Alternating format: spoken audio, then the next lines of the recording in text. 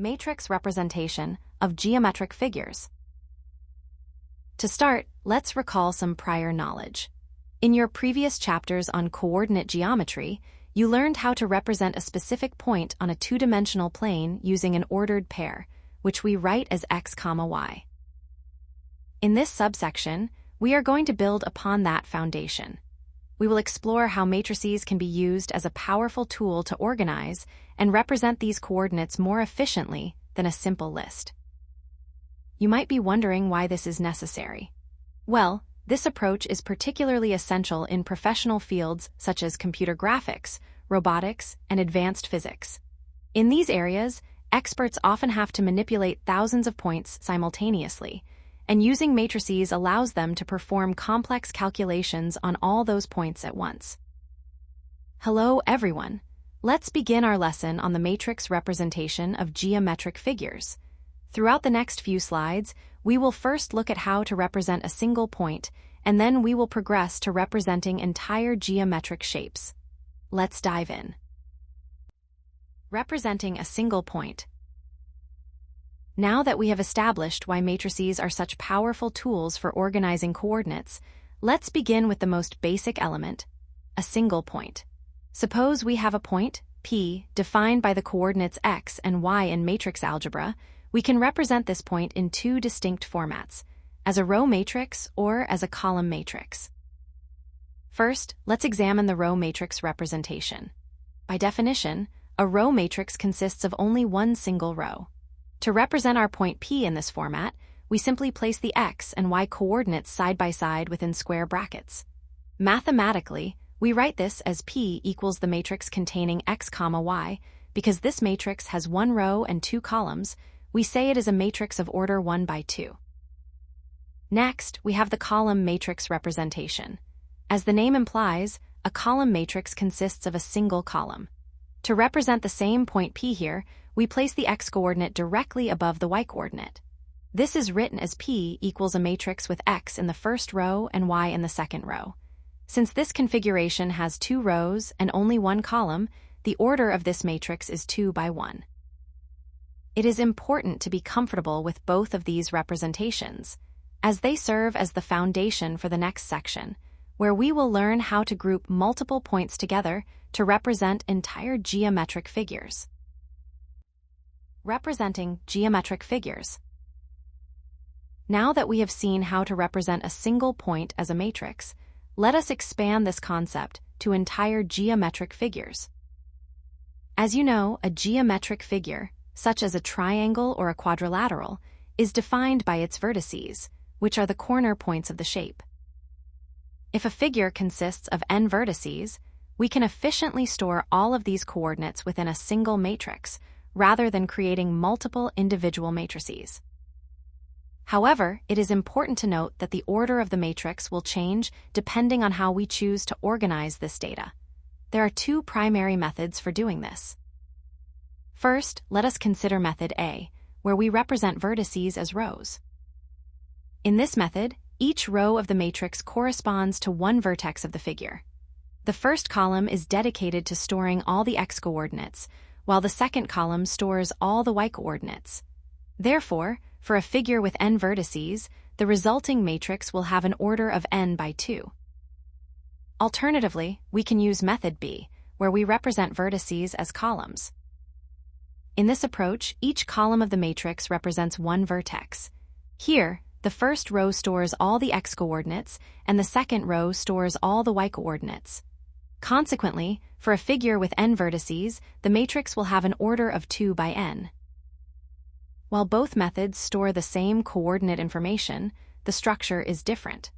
To help you visualize this, in the next slide, we will walk through a detailed example using a quadrilateral to see exactly how these two methods are applied.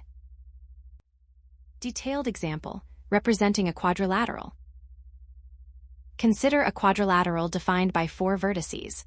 Point A with coordinates 1, 2, point B with coordinates 4, 5, point C with coordinates 6, 1, and point D with coordinates 2, 0. First, let us look at how to represent this figure using method A, where we treat the vertices as rows. Step 1 is to simply identify our coordinates, which we have already listed. A1, 2, B4, 5, C6, 1, and D2, 0. In Step 2, we place each individual point into its own row.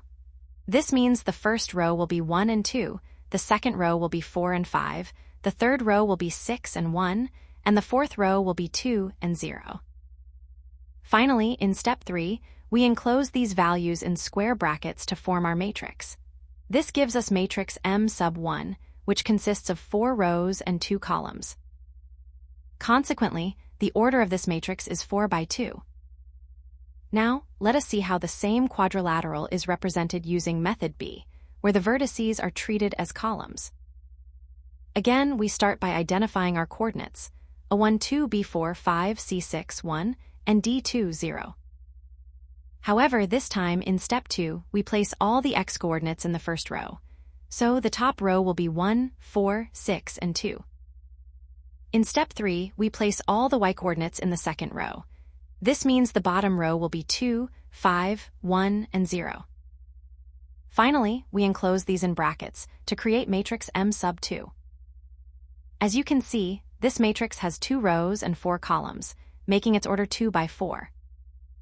Now that we have discussed the theoretical methods of representing geometric figures, let us apply those concepts to a practical example. By comparing these two matrices, you can see how the same geometric figure can be organized differently depending on whether we prioritize the points as rows or as columns. In the next few slides, we will summarize these key takeaways and discuss some common pitfalls to avoid when constructing these matrices. Key takeaways. First, let's recap the representation of a single point. A point with coordinates x and y can be expressed as a row matrix, which has an order of 1 by 2, or as a column matrix, which has an order of 2 by 1. Expanding this to entire geometric figures, if you are looking at a shape that has n vertices, you can organize these coordinates into a matrix of order n by 2, where each row represents a single point. Alternatively, you can use a matrix of order 2 by n, where each column represents a point. You might wonder why we need both methods. The choice between a row or column representation is not arbitrary. It typically depends on the specific mathematical operation, such as a geometric transformation, that you will be performing on the figure later on. Now that we have walked through the practical example of the quadrilateral, let us summarize the key takeaways from this section to ensure the concepts are clear. Now that we have the theory and the summary down, let us look at the next slide to discuss some common mistakes you should avoid when setting up these matrices. Common mistakes. First, be careful not to mix up your coordinates. It is a frequent mistake for beginners to accidentally swap the x and y values. Always keep in mind that the x-coordinate, also known as the abscissa, always comes first, followed by the y-coordinate or the ordinate. Secondly, pay close attention to the order of the matrix.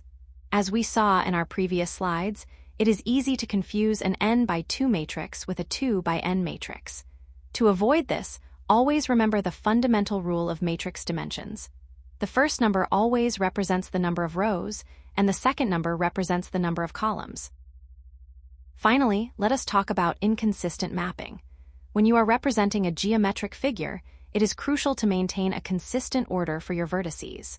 For instance, if you begin by placing vertex A in the first row, you must follow that sequence logically, placing vertex B in the second row, and so on. This ensures that your data remains organized and accurate for any future mathematical operations. Now that we have covered the core concepts and walked through the example of the quadrilateral, let us discuss some common pitfalls to avoid to ensure your work is accurate. By keeping these 3 points in mind, you will be able to represent geometric figures using matrices with confidence and precision.